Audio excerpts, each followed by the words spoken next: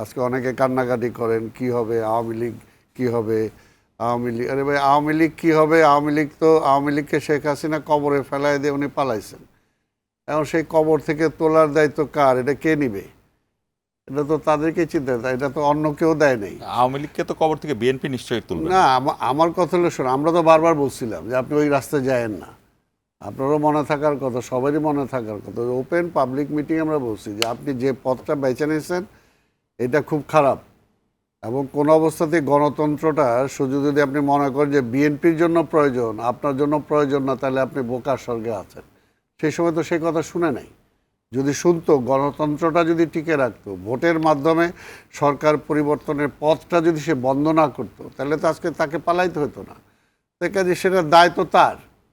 দায়িত্ব তার আজকে আওয়ামী লীগের যারা সাপোর্টার আছে বা অন্য যারা তারাই তো তার ফাঁসি চাওয়া উচিত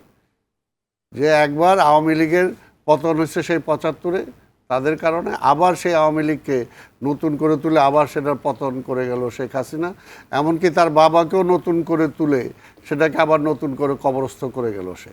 তো এইটা দায়িত্ব জাতির না জাতি এটাকে নিয়ে চিন্তা করার তো কোনো বিষয় না জাতির এখন একটাই চিন্তা সেটা হলো যে আমরা যে ভোটের অধিকারটা ফ্যাসিবাদ কেড়ে নিয়েছিল যে জনগণের অধিকারটা বিক্রি করে দিছিল সেই বিকৃত যে আমানত সেই আমানতটা জনগণ ফেরত পাবে এই কারণে কিন্তু ডক্টর ইউনূস সাহেবের নেতৃত্বে এই ইন্টেরিয়াম গভর্নমেন্টকে রাষ্ট্র ক্ষমতায় বসানো হয়েছে তাই কাজে ওনাদের দায়িত্বই হবে যে এখন যে রোড ম্যাপের কথা তো আমরা বিগিনিং থেকে বলে আসছি